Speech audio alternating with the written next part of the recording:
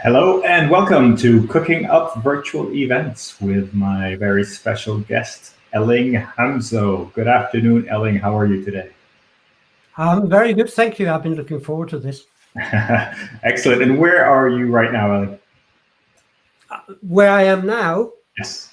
at home in Norway, on the southwestern coast of Norway, near Stavanger, where I was born and bred and lived. Hello and welcome to Cooking And there we go. There is the feed that Elling's watching on another system. So it gives me a lot of pleasure to be sharing this episode with Elling.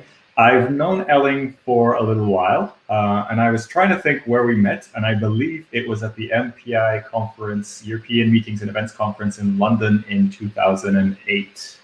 Would you concur? For our joint sins, yes, probably that was probably true. But what I do remember is when you were doing your master's thesis and you came to me to talk about ROI, and I thought you were being a very difficult student at the time. You didn't like anything that I said, and you had your own opinions about everything, which of course was great. Excellent. So yeah, really gives me a real pleasure to be chatting with Elling today. I know we have a few people already online. I see Faiz Mimita is saying, great to see you, Elling. Hello, Faiz. Yes, excellent. Christian is with us from Cologne, and I'd love everybody to take to do what Christian's doing and let us know where you're watching from, and if you just drop a comment below the video in LinkedIn, and we'll bring you up on the screen to say hello. We can't see your faces, but we can at least communicate and acknowledge you there. So Elina Utilite, one of my last guests, thank you very much for joining us again, Elina. I hope you find this episode interesting. Thank you for joining us. And Faiz says, thank you so much, Miguel, for this initiative. You're very welcome. I'm really hoping that everybody can learn from each other and we can all get better and better at doing these online events or virtual events, however you prefer to refer to them. And see, we have 22 people joining us right now, so it's pretty good. Elina is in Belgium. Excellent. We have Francesca Corradi, who says, buongiorno from rainy Florence. Oh, I'm sorry to hear that it's raining. But yes, a beautiful city. Hannah is joining us from Italy. Excellent. And Faiz says he's coming to us from Paris. We have Paul Crummy. Hello from London. Hello, Paul. Nice to see you, or at least to acknowledge you. We have Katie Nolan from Washington, D.C. Katie, thank you so much for joining us. And we have Helena Valo from Finland. Helena, nice to see you again. I've seen you in a while. A greeting from a fellow Scandinavian. Waving my hand, Alida says. That's excellent. Martin Sark is in Amsterdam, but mentally in the US. You may have to give us a little more context there, Martin. Yes, with the elections happening. Yes. Very good, very good. So it's going to be a late night for you, I assume, Martin. We have Julia Fleidel from Austria. Hello, Julia. Nice to have you with us. We have Despina Yegni. Hi, Elling. Hi, Miguel. Elling, I look forward to your wise advices regarding from Nuremberg. We have a LinkedIn user from Lima, Peru. This is a really global episode today. Thank you so much for joining us. Ana Bueno is joining us from Barcelona. And we have Anne Seberg, who you may also know, Elling, and she's joining from about 5 meters away from me in the office. So it's good to have her here on LinkedIn as well. Chris Bateman, hey folks, the Institute of Event Management in England, where the sun is shining. That's interesting. Florence is rainy, but the sun is shining in London. The world is truly upside down. And Diogo Assis, who will actually be my next guest. He's joining us from Lisbon, so we'll talk more about that later. And last but not least, unfortunately, I don't know why this happens, but sometimes the LinkedIn doesn't let me see who that person is. We have somebody from, I don't know if I can pronounce that, Nyen in the Netherlands. I don't know if you know that better than I do, Ellie, but hello to you. No. So let's get started, Elling.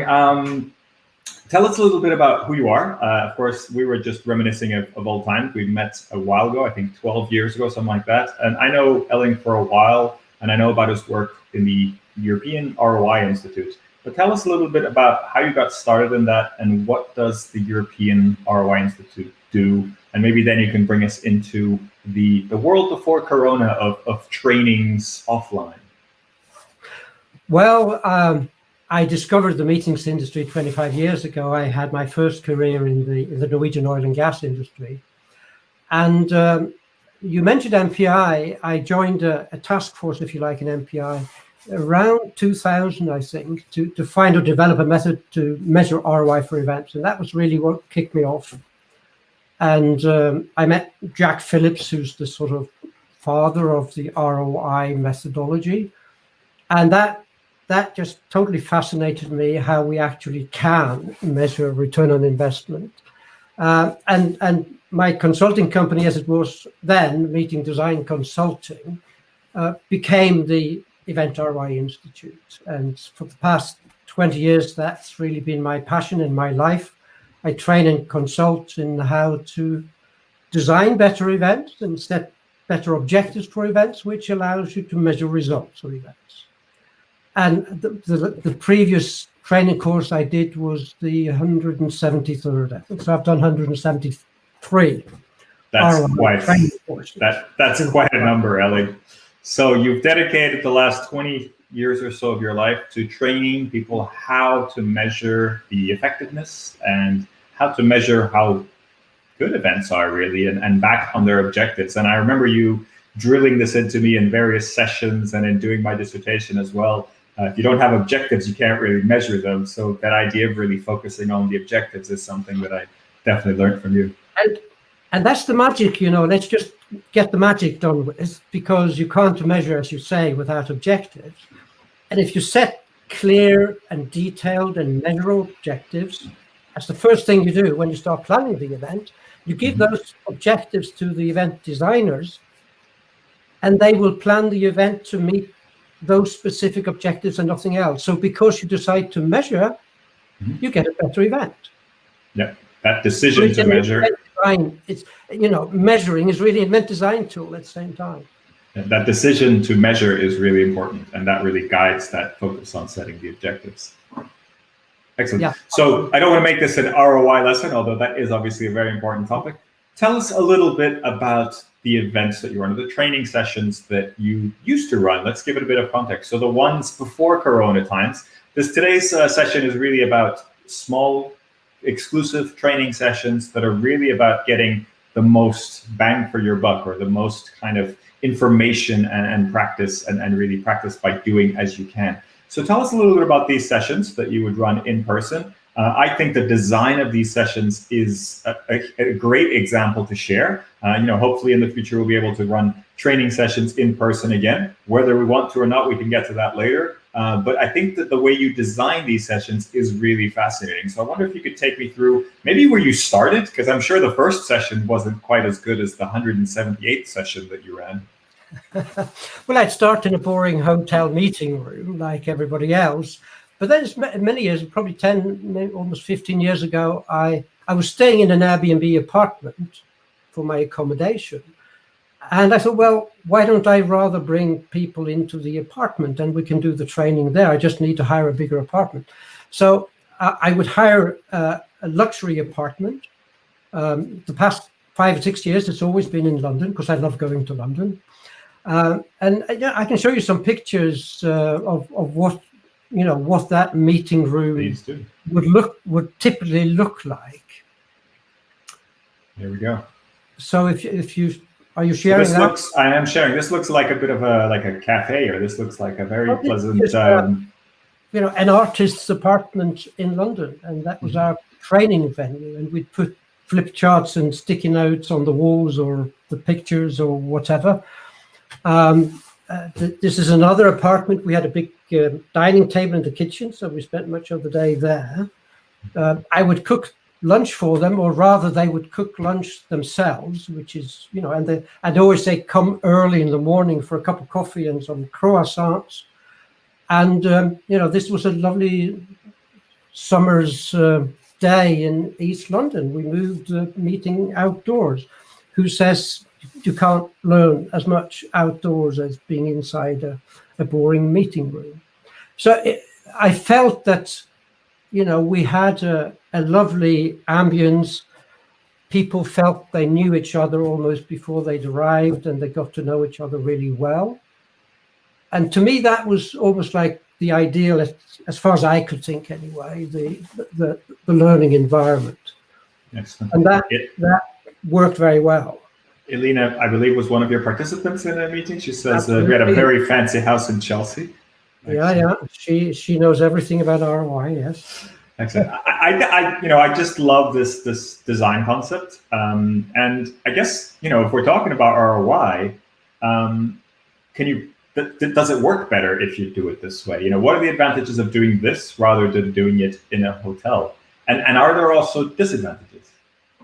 Well, if you compared this to a hotel meeting room, I think it's easy to understand how this is much better. It's a much more informal ambience, and and you get closer to each other. I think it helps keep attention, and it just is conducive to the learning process to be in this, to be relaxed and to feel comfortable. Yeah, I really like that actual bit about arriving early and helping to prepare lunch. I think that is a really nice feature, because you learn a lot about people when you're in a less formal environment and when they're chopping vegetables or doing whatever it is. A little bit of a health safety concern. Make sure everybody's an adult and responsible for their own fingers. But I'm sure you could deal with that pretty easily. And I find that a really nice way to get people to know each other, which I think is fun. Yeah, I loved it. And of course, this was my accommodation as well. Mm-hmm. So I was laughing all the way to the back, saved a lot of money. I'd pay as much for a hotel meeting room, if not more, as I would pay for the Airbnb apartment. Excellent. And how did you work in terms of AV, or did you have any things that you absolutely needed to do that would be easier in a hotel environment? Not really, because I do a small group, and I think that's important to mention. I take a maximum of 6 or maybe 7 or 8 people at the time. So I always make sure there's a large flat screen TV, and that's my screen in the room. Don't need anything more than that. Then we have charts and sticky notes and everything else that goes with it. No, very right. Yeah, you don't need a hotel room to have flip charts and sticky notes, for sure. No. Helena says that you cooked pumpkin soup, so there's some nice memories, some nice memory triggers that are attached to also this cooking element. I just wanted to recognize Ingrid. Pumpkin ginger soup, yes. On my homemade chicken stock, yes. Excellent. Now that's something to be proud of. Ingrid says hello. We know both Ingrid quite well. Great to see you both. And Meek from Monaco also says bonjour. And we already have a discussion about how to measure virtual event ROI. Now that is a big question. And I think maybe let's get to that one a little bit later on in the show. So let's talk a little bit about how things have changed. So how do you presently run these events? So tell me a little bit about the online or the during Corona version of these events or these training sessions. Well, like everyone else, I needed to go online, which wasn't to me such a big hurdle, because I've always been an advocate of doing whatever we can do online, although I hadn't imagined really that I would leave that lovely London apartment learning environment for online. So, well, you could still travel to London and rent an apartment and then do your session online if you really wanted to. Yeah, but I mean, well, COVID anyway forced me online. And I did a lot of thinking and research trying to find out how I can design a really good learning experience online. And then I knew Zoom, and I knew Zoom with breakout groups, which is something I want, because most of the time during the training, they will spend in groups of 3s or groups of 2 and working together, and exploring and discovering and resolving exercises and so on. That's how we learn most effectively. And that is a point I'd like to make as well. I'm not a great believer in what you may call the tell, show, practice model. You have a speaker who gives you the right answers with a suitable PowerPoint to go with it. Maybe show you an example of how it's done. Maybe even give you an exercise to make sure you understand and remember. And it doesn't really work. Educational scientists have known this for centuries, or decades at least, and we still keep doing it. So I always try to make training active and interactive, to give them a problem and they will resolve it and discover individually or in 2s and 3s. So I did need that possibility for people to work in small groups. So Zoom with the breakout feature gave me that. And then let's go a little bit further into that, because you call this inductive learning, right? So the former is the deductive learning, and this is inductive learning. Could you give us an example of this? Because I think this is a really good tip and a really interesting design exercise for this kind of training. Well, if I did, start off an ROI training in a deductive mode, I would stand up in front of you and I would explain to you the ROI pyramid and different kinds of objectives and how we do that, and then give you an exercise to practice.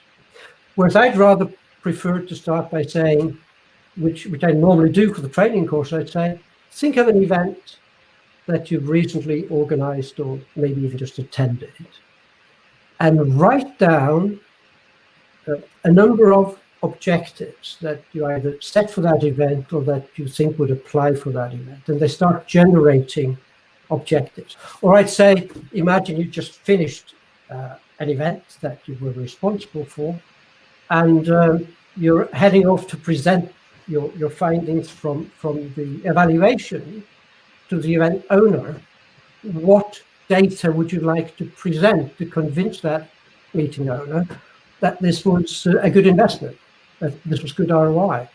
Mm-hmm. And by doing that, they start activating their own knowledge and experience, and they start, to grapple on their own with the issues and to try to figure out for themselves, what is really going to make the meeting owner think this was good ROI. And then I come in later and I may put labels to the things that they've already discussed and discovered and explored, and they will remember better. So it's a true kind of facilitation method where you're not giving people the answers, but you're just directing them a little bit. Helping them find the answers based on their own experience. And there's another thing when you do deductive learning and you just start explaining something. Well, the people you're talking to will have different levels of experience. Mm-hmm. And if I want to bring your level of knowledge up to here, and you may start there or lower or at different points. Well, if I'm not building on what you already know, there's a gap between what I think you already know and what I'm now going to add to that. I've lost you before I've even started. So by activating their own experience, discussing in small groups, they can all learn by building on what they know already. And that's so in a way, it also makes your event more flexible, right? Because you're not assuming a huge amount of knowledge. You're also testing out the knowledge that's in the room, and you're kind of getting that information. That's what I really like this topic. This isn't exactly the kind of focus of our interview, but I love this topic, and I'd love to hear from the people watching. We have about 30 people watching with us. What you think about this inductive versus deductive learning? Elling just gave us an example of inductive, where you really come up with a problem and let the people being trained develop the solution. I'm a fan. I don't think it may be sometimes more challenging to do it that way, or you need to be pretty safe about your assumptions and how you're running everything. But I think this is really great. I'd love to hear any comments from anybody who's experimented with this or who uses this in their own sessions. If they use this kind of inductive method, please add those in the comments. We'd love to hear from you and bring your questions and comments on the screen so we can continue this conversation. But let's jump into the event. You talked about Zoom already. So this is an online event now. What software are you using? How long does it take? What kind of commitment are you asking people? Tell me a little bit about how it works as an event. Right. So I use Zoom, and then I needed something to enable them to work together. And I chose Mural as one of many online whiteboards. And maybe, do you want me to show what the mural looks like? Sure, that sounds ideal. Bring this up. I'll bring up your slides. Very good. Ready to stream? Yes, I can. So what we're looking at here is a software called Mural, M-U-R-A-L, and you're using this in combination with Zoom. So you mentioned before using a lot of breakout sessions, so really getting people, even though it's a small group, you break it down even further, right? You go into even smaller discussion groups. And then this is your kind of virtual whiteboard or your virtual screen where ideas come together. And we talked before when we talked a few times of the amazing possibilities. But keep going, Elling. I think you'll get there, and you'll talk a little bit why you love murals so much. In your mind, just think of this as maybe a meeting room where every wall is just a whiteboard, or a great big huge whiteboard, and you can stick things on it and write things on it. So you don't get messages from hotel staff saying, don't stick stuff on that wall, please, right? You can stick things anywhere. I've torn paint off hotel meeting room walls with sticky paint. No danger with the software, though. But the online whiteboard is in terms of its functionality far superior to what you can do physically, and that was really the big discovery. And also, people need to know how to work in Mural. So I would say, if you're not familiar with Mural, and most of them weren't, then your meeting starts half an hour early, and I'll teach you the basics. And I can go to a different Mural for that, and I'll just take them into a sort of sandbox Mural where I simply put a big map, and I said, now let's just play around with this. This is how you can add a sticky note, for example. You just grab one, pull it onto the map, maybe where you live, write your name. I live here in the southwestern part of Norway. You can change the color. You can change the shape. You can make many of them if you like, move them around, copy, paste them elsewhere. If you want to put an image on the mural, you just click the images button. You can pick up an image from your own hard disk, or you can just search for anything. If I want a picture of Miguel, oops. Uh-oh. Oh, you don't know what's going to come up now. This is unrehearsed. Here's there I am. Of Miguel Nerves. And I just drag and drop this onto the whiteboard. Yeah. This was the slicker version of Miguel. I don't know why he doesn't use this picture anymore. I think that picture is about from the time that we met, from 2008. So that might be why. Well, I think this is the modern Miguel rather. So and there isn't much you need to know. That's the point. How to drag a sticky note onto your mural, or a text box, or an image, move them around. You set up a board, and then everybody who's joining can put post-it notes or sticky notes. They can put images. They can write text. Yeah. So why is this a great complement to using Zoom and the breakout function? What does this give you? It gives me the possibility. I mean, in a way, I'm trying to replicate what I did physically, and I could just do it so much more efficiently here. I can put people into groups of 2 or 3 at the press of a button. Boom, they're gone into groups. Even when they do some individual exercises or just thinking on their own, if I want them to do that, I say, I'm going to put you into a quiet room. So I just put them into a Zoom breakout room of 1 person, to give them peace and quiet for 5 minutes to work on a problem, maybe. Then, if we start from the beginning, when we do the introductions, and I have an outline on the right. And just to explain, I think if you can zoom into a couple of things, it might be better, because this is quite a far view. Introduction, I said, bring some pictures that tell the story about yourself. And we start with each of them uploading 3 or 4 or 5 pictures which they've made ready. And that's how we got to know each other.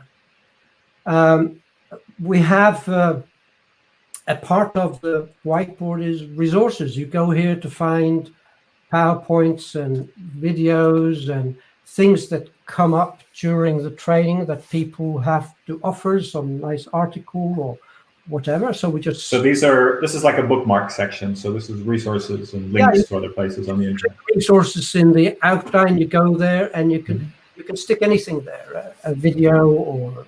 And when you click on things on the right hand side, the outline, that basically leads you to different areas of this big whiteboard, right? That's how you navigate.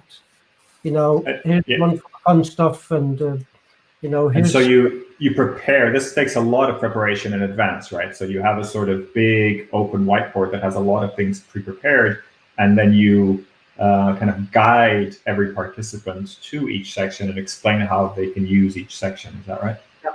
For example, when they do exercises or group work, we made a little, let's say, a private part of the whiteboard that you can see at the bottom now.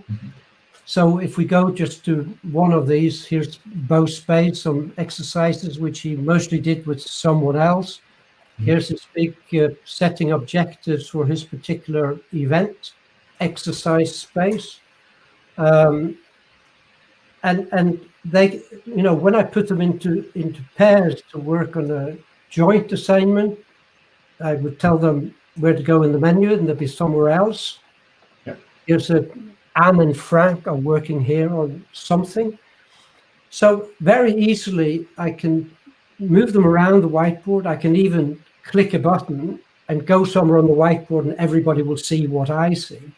You can guide everybody to the same view at the same time. Yeah, they'll see exactly the same thing. So I can take them on a walk, a gallery walk, for example, between the different exercise groups. But most of the time, they're free to go wherever they want and work on whatever bit of the board they want. That's only something you activate sometimes.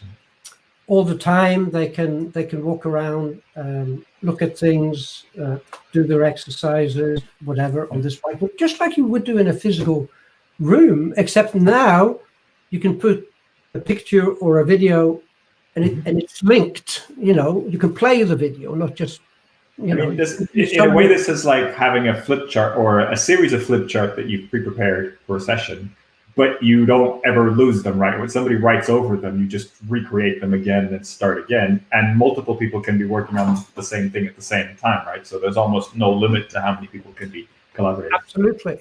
And I may say to the students now, take 5 minutes and write down some objectives for this particular case event, for example. Write 3 or 4 objectives. And then I say, Anne and Frank, you go to outline 5, copy paste your post-its, which you just wrote, into outline 5.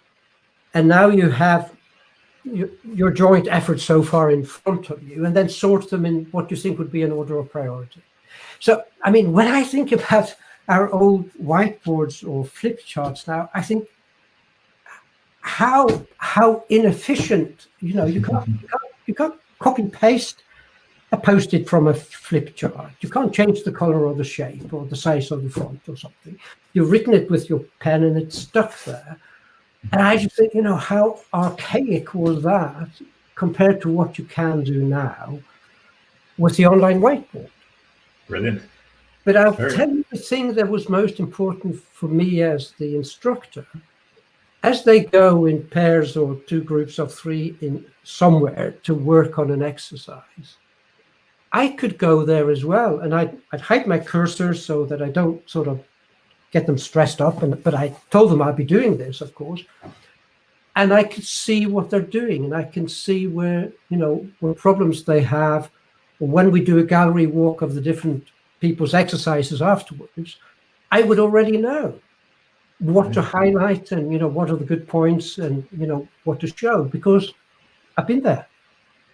So great tip there from Elling. If you're using this and kind of sneaking on your participants' work, there's an option to hide your cursor, right? I had to say to them, if we were doing this in a physical room and you reach on your easels with your flip charts, you'd expect me to walk around and look over your shoulder from time to time, wouldn't you? Yeah. And I'm going to be doing the same. Don't worry about it. And I think that's fascinating, because that's one of the things that I really struggle with a lot of online platforms, is the simple idea of understanding who else is in the room. And it's not that Mural answers that question particularly, because Mural has a very specific function, but this idea that you can be working together with other people, or you can just be viewing what others are working on. Yeah. That's something that's usually quite challenging when it comes to online events. And this is one way of addressing that. So in terms of this sort of training or educational materials, I think it's a brilliant solution. This to me was revolution, and of course now I've read, but I don't think it's live yet, that there's an integration now of Zoom and Mural in one application. Zoom Snaps, I think they're called, something like that. So it's a new feature. Yeah, not quite ready yet. Certainly check that out before I do my next training course. Absolutely. So let me bring this off the screen. I just want to address some of the comments that we've had. We've had some great comments from Chris. This is about the learning, the inductive and deductive. The joy of this approach is that everybody starts from where they are. You don't have to have reached such and such a level of experience or academic achievements to be able to contribute to perspective and measure how well it was accomplished. I think that makes a lot of sense, right? You really can bring people from all sorts of levels together with this sort of inductive approach where everybody thinks about the solution from different perspectives. Yeah. So Ingrid says, go ahead, Alan. Okay. No, I mean, I want to tear my hair out, except it's all gone. When you realize that the educational scientists have known this for so long, and we keep speaking at our passive participants, we need to engage them. And online with breakout rooms, boom, boom, they're in a room, they're out of a room. You change the composition of people who meet and discuss. It's magic. Yeah. And I saw Kaguria mention glad platforms outside Zoom like Mural to avoid Zoom fatigue. So I think it's also good to just not be in a Zoom meeting all the time. I just wanted to clarify that we're talking about a platform called Mural, spelled like Kaguria has spelled here, Mural. Christian also mentioned in his comments his wife uses Miro as a coach. And it's quite confusing because the platforms are not that different, but there is another platform called Miro, Miro, which is also an excellent platform. But today we're talking about how Elling uses Mural as a platform. But Christian's absolutely right. Miro is essentially the same thing. I think the two of them are competing for the, who's the best one, and there are dozens of others. Yeah. Now Ingrid says she disagrees with you slightly. She loves working with Mural, but she doesn't agree that real-life posts do not work as well. They're flexible too. You can take them, move them around, copy them because it's only 1 or 2 words, and that works fine. It's just different. You need to design consciously, and you can be very creative with other formats. So I can see that Ingrid likes a little bit of a mix, right? Coming from Ingrid, I'll buy that. She's a smart woman. Excellent. And I just wanted to grab a few comments. I think Elena made a really interesting comment as well earlier about the inductive and deductive learning. She says, one of our favorite questions, we're discussing this a lot amongst event planners and attendees, and there are many perspectives. 1, it hugely depends on your event goals. 2, keep in mind the different personalities and how information is consumed and processed. And 3, generally big fatigue right now about online events. Yes, interesting. I think all great points, Alina. I don't know if Elling, if you want to pick up on any of those, but I think they're all really great points in terms. Well, we could be here for a few hours. I know what she's talking about. Let's. I think we talk about Zoom fatigue. When I evaluated my online versus physical meetings, one thing that marginally higher on online was, the meeting was able to keep my attention and engagement. I mean, so if you design well and design for engagement, and I think almost the ultimate engagement is when you engage participants to discuss and explore and discover things by themselves. I'm not sure if that Zoom fatigue is necessarily something universal that always applies. I'm not saying it's the same as the live and the physical, but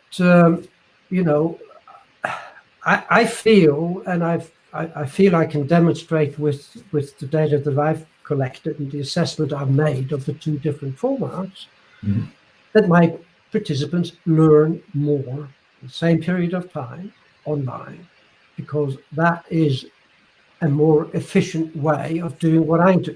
And I do incidentally think it can scale. It's not something that limits you to, a handful of people.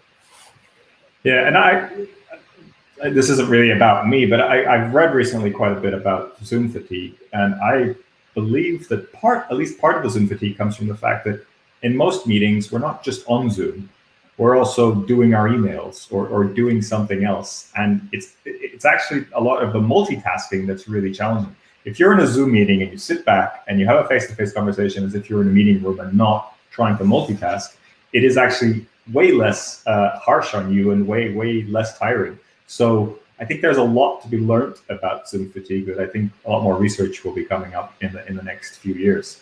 Faiz has a really interesting question, which I'd love to get your view on how do you guarantee the engagement of your stakeholders? And I imagine your stakeholders, the people in your training sessions, are not doing their emails at the same time. These are pretty intensive training sessions, so I imagine they have to have you have to have their full attention. But how do you guarantee the engagement? Is there such a thing, and how do you do that? Well, I think once you go face-to-face live online, that is step number one. And I experienced this myself, as probably many other people do.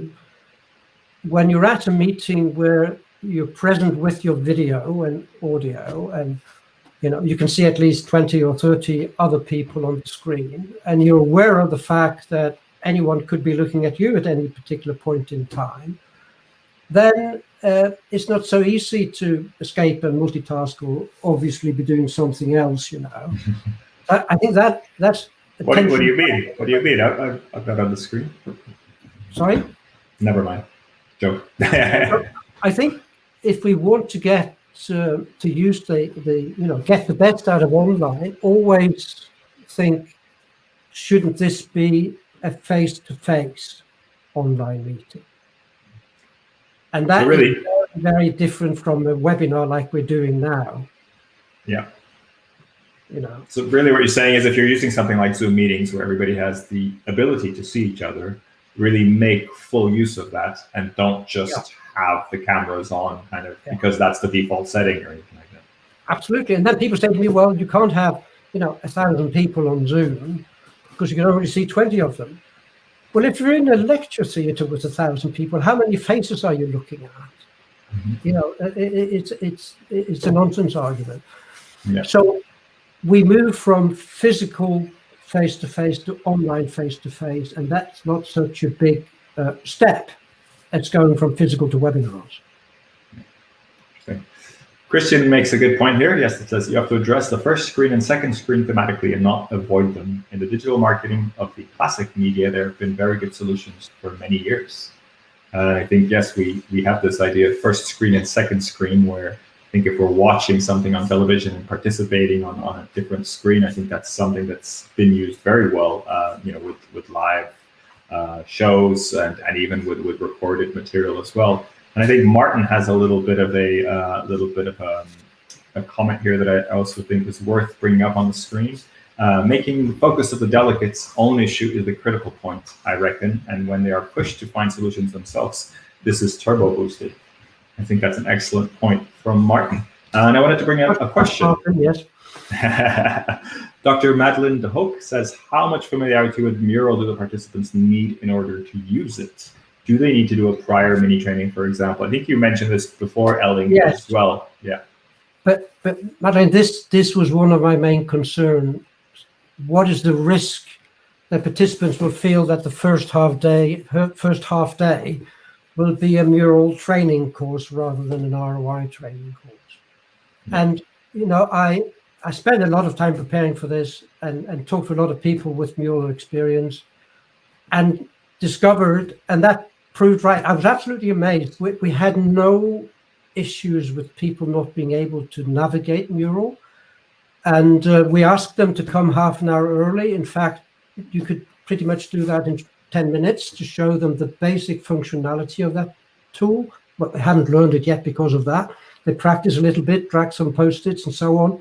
And then I was just very conscious when I said,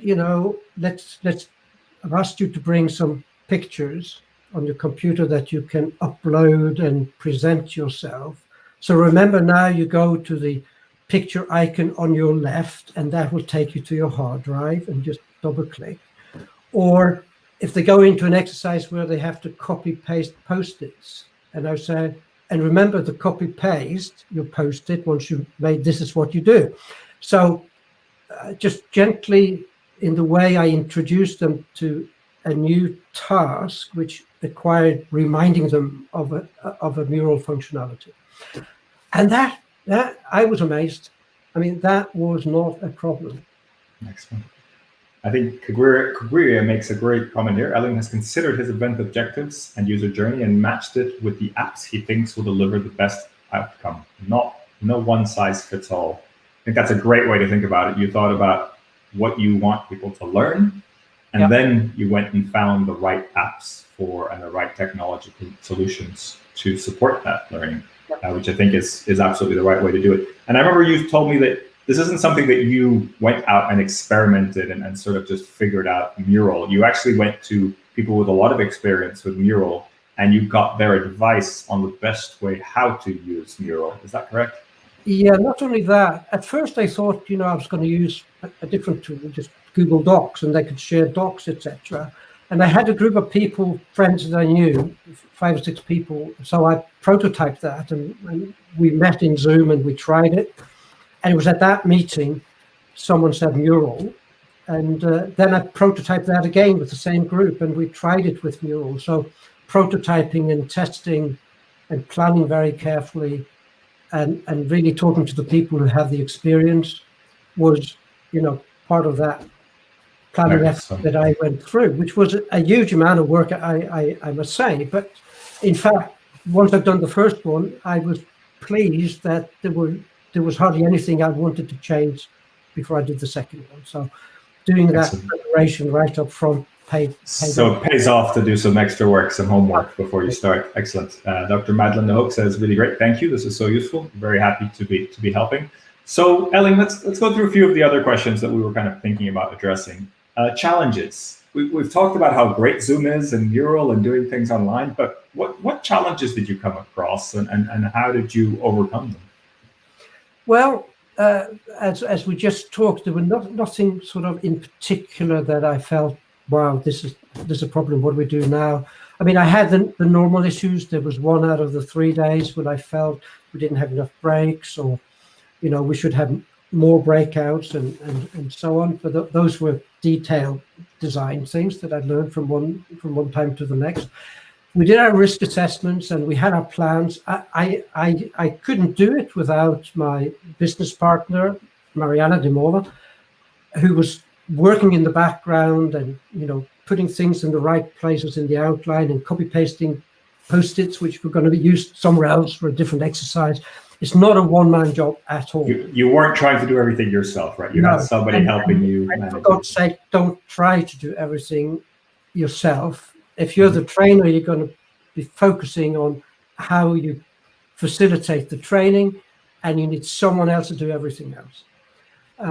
But we had everything, discussed and worked out what happens if suddenly my internet goes down. Right, I've got my backup computer. I've checked it works on my mobile phone and all these standard things.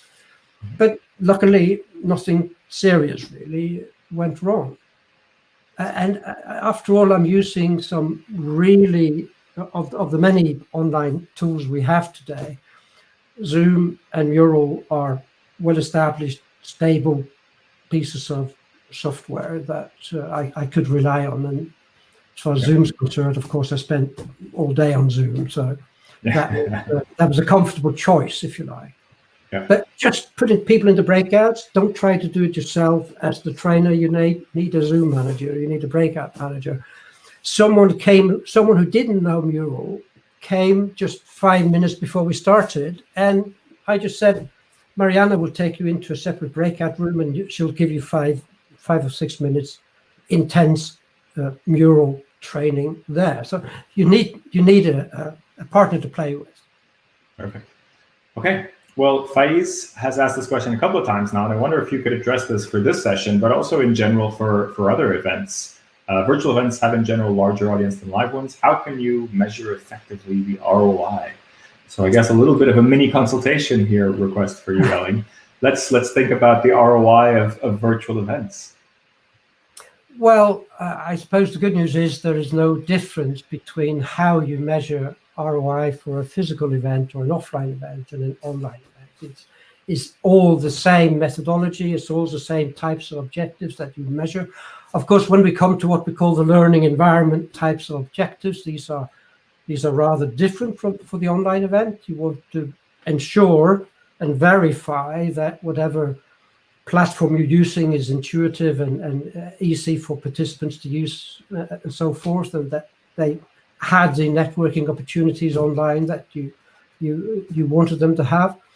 But there's no difference. And the large number, in a way, that the larger numbers that you can easily attract is a great benefit of going online, but it's also a danger, because you want in your meeting exactly those people you want to be in the meeting. You don't want a lot of people who shouldn't really be there. Certainly if you're working with inductive learning and breakout groups, you want to make sure that those people you put into breakout groups can have meaningful and informed discussions together, because they are all part of your target audience. So sometimes it's a question of ensuring you don't get too many people, certainly not the wrong people, into the meeting. Interesting. Yeah, I mean, I think that's fascinating, because from the studies that I've done in ROI, and you being the expert, of course, Elling, yeah, like you say, most of the things are just as measurable in online events and offline events. So if you're really serious about exploring the ROI, improving the value of an event, then you do the same actions, right? Or you try to measure the same things, which, as Christian points out, it all depends on the objectives. It goes back to the goals of the event and the objectives. Excellent. So one thing we haven't really discussed is the business model. And I don't really need you to go into profit margins or anything like that, but could you talk a little bit about the business model now that you've gone from offline events to online events? And how much, or did you change the way you're charging? And if so, why or why not? No, I didn't. And we talk here about a 2 or 3 half days training course. That's in fact just a kickoff for a training program. So we meet first for this rather intensive learning, and then I will coach each of the participants for as long as it takes afterwards, typically 3, 4, 5, 6 months, whilst they actually apply what they've learned to one of their own events. So I will sort of work with them, setting objectives for one of their next events to come. So you have a sort of prototype event that you test, that you help them apply everything. But it's not. Yeah, it's a prototype, but it's real. It's real life.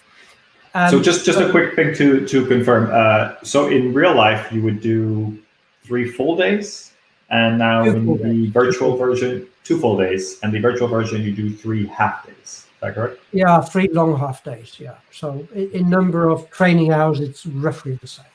Okay, so you haven't actually. So what I've seen a lot is people actually reducing the amount of time, but actually you're keeping roughly the same amount of time, just spread over a little bit further. Yeah. Okay, interesting. Yeah. But don't let me stop you. You're talking about the business model. Yeah, and then I just charge a fixed fee for this training program, which is around 1,500 euros. And I had some people that were moved from London online, and they took some persuading, if you like, that they shouldn't pay less. And they would argue that, well, my costs are less. And I said, well, your costs are a lot less as well. So we're both benefiting. And they accepted that, and I think they were happy. But I don't, in principle, unless you're suggesting that you're reducing the value, the takeaway value from what you're doing, why should it cost less online? So, the pricing didn't change, and the basic business model is exactly the same. There's no nuts going in, that's the only difference. That's what I was going to say. Do you discount for the pumpkin soup? Because, that sounds like a pretty pumpkin soup. So why would you at least a few euros less because no pumpkin soup involved? But I think that's fascinating. So what you're saying is, if you're paying a certain amount of money for a certain training, then if that training is just as good online, why should you pay less money for it, right? Yeah. And I think it comes down to a little bit of a perception issue as well. I'd love to see comments. I'd love to see questions from those in the audience as well. We have about 10 minutes left. Do you agree with this, the pricing model that Elling has? He says, you should pay the same, even though it's online. And Elling has made, I believe, a pretty good case for saying the value or the way that the course is delivered online makes it just as effective, if not even better, or more of an effective way of doing this training. So should you pay less because maybe there's less costs involved? There is an Airbnb fee and maybe some travel that aren't involved. Or is it right to charge the same? Or should you even charge more? There may be an argument to say you should charge more because it's more effective. Let's say, Dr. Madeline de Hock, thank you for your contribution. I also charge the same. It takes the same or more time to prepare. As you say, the value is the same. I think that's a very valid point. It takes you the same or just as long to prepare. Even though the virtual flip charts are easy to copy and paste, you still have to go through the long exercise of maximizing them and making them work for you. And also the research that you did in terms of creating the absolutely best environment in Mural that you can. I mean, that took you quite a long time, and you consulted a lot of people to do that. So I would imagine there's quite a lot of efforts there, and things that I guess need to be paid as well. I'd love to hear from the audience if you agree with charging less or the same. So please enter your comments below in the video. Here we go. We have a few more from Faiz. Says it depends on the value you bring to the stakeholders and the number of attendees. Interesting. I'm not sure I agree with the number of attendees. I guess for an overall price. I mean, in your case, Elling, you have a very limited number of attendees, and that's quite intentional. I think Faiz is referring to you get economies of scale, as it were. It's lower cost per participant. Decreases more rapidly when you have larger numbers. Okay. But also, yeah, I like the point that you and this other lady was making. Let's not think that doing stuff online is so quick and simple. It needs a lot of hard work, a lot of preparations. You're going to make sure your speakers, your conference speakers, are good online. But may mean you need to ship to them the lights and the microphones and the green screens, or get local technicians to go to their homes or their offices are all over the place to set that up. Because we need to keep attention even more critically, you need to make sure that your speakers are even better, that their slides are purpose designed for the purpose, that you've trained them in camera perform. That it takes a lot of effort, and in some ways more, to design a really good online meeting. Absolutely. Martin makes a really interesting point here. Martin Cirque, depends if there are cost-cutting competitors. Of course.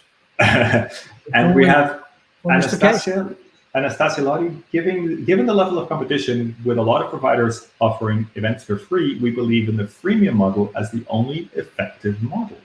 Now that's very interesting. And Anastasia, I'd love for you to give us some more context about the type of events that you're running, so that we understand why you're seeing that the freemium model is the only one that really makes sense for you. I would imagine they're kind of different types of events to what Elling's doing here, but I'd love to understand your example and see and learn from that as well. Christian says, online events must be designed differently than face-to-face events. Otherwise, they are to be regarded in exactly the same way. Very interesting comment there. And Helena says, same price, you need to prepare the same, even more for online trainings. Elena offers, there are more than 5 pricing models that you can apply for online events. Previously, it was budget or cost-based, but not anymore. Yes, and I think we should all go back to the idea of the objectives, right? If the online event is to, open up leads, gather leads, or create a, database or something, then absolutely free makes sense in a way. But if you're saying, I'm going to train you on a specific topic, and this is what we're going to do over 3 days, that's not really the objective in a way. So probably the freemium or the free model doesn't necessarily make sense. But Elling, it's all about it's all about the ROI, isn't it? Absolutely, the ROI for the individual. For some events, you'd pay for them to be there, and in some cases you actually do. You have hosted buyers, you pay for them to come to your exhibition. So it all depends on what kind of event we're talking about, and what will maximize your ROI. That's what you do. Yeah, absolutely. Patrick says, Patrick Delaney, thank you for joining us. Elling is confident of the quality of his experience and very hard to get priced back to the right level. See experience of hotels in the past. Yeah. So that pricing anchoring, I think Patrick is also talking about here. If you start moving the pricing along, it's very hard to then charge the same that you charged before, which is a very valid point. Martin Cirque says, prep is key. I carried out 4 half-hour interviews with one of my panels before I even sent them the briefing notes for a 3 times 10 minutes panel discussion. Yes, absolutely. We're talking about. It was one of the participants at my previous training, actually, Bob Kruger from Denmark. He was doing a presentation at a conference like he used to do when it was physical. And there was this local, if I remember correctly, there was a local Copenhagen technician turned up on his door with 2 huge suitcases with the lights and microphones and cameras. and set that up in his office or his living room for his conference presentation. That's what it takes. If you want the best quality possible, that's what it takes, right? And if it's that important, then you got to prepare. I want to go back to Christian's point here, which I think is a great one. For decades, the MICE industry was reduced to only the number of visitors. This is changing dramatically. And I think it's an excellent point because when you talk about conferences where the more people you attract, the more profit you can get because the profit is larger as the numbers go up. That doesn't necessarily apply to the online events world, or it doesn't apply in a sort of linear scale. So I think it's a really interesting point for that business model of setting up an event and then maximizing the ticket number of sales, whilst in some cases you want to keep the group quite small, and maybe that's part of the exclusivity or the attraction of doing an event like that. Can I give the ROI answer to that? To supplement? Of course, I'll bring that comment back. Because I mean, it's fundamental to measuring value or ROI from any meeting or event, that the participants go away from that meeting not only feeling educated and inspired and elated, but they actually apply in their job what they've learned. If there is no change in their behavior after they come back in the office, then there is no value. And therefore, the right target audience for your meeting are only those people who can potentially apply that learning and change their behavior. If they're already doing what you want them to do, you take doctors to a medical congress to teach them a new medical procedure. Well, if they already know all about that, they don't need to be there. If they're not a practitioner, they're not in a position to apply what they've learned at your meeting, then they shouldn't be there either. And I think we've got to be very focused on this fact that then everyone else, if we want to do inductive learning, certainly, anyone that shouldn't be there, shouldn't be there. That's really important. A great message. Per has a different view. Since you can deduct a lot of the costs, on-site costs, and get a large audience, the price should go down. This will also increase the number of participants. I think it's just as valid. Per, I'd love to understand if you also think that this applies to small training sessions, like in the case of what Elling is running. But I think it's a very valid comment for larger events and as you kind of control the business model in that sense. And of course, Martin's truism a little while ago is of course true. In the end, it's about supply and demand, and what your competition is doing, and what makes it worthwhile for you to do from an ROI perspective. So I certainly agree that we can't sort of come up with any universal best practice model for. There's no perfect business plan for every event, right? It's different things, and that's what we're here to do. We're here to learn. Anastasia is just commenting on her previous comment. We're selling conferences and upselling free attendees on the digital content that we recurate later. I think that is that kind of freemium model. Kind of get a lot of people to buy in to the idea and then sell them on digital content recurated later. I particularly like the idea of the recreation. I think that or repurposing of content, because I feel there's a lot of events that offer a lot of content.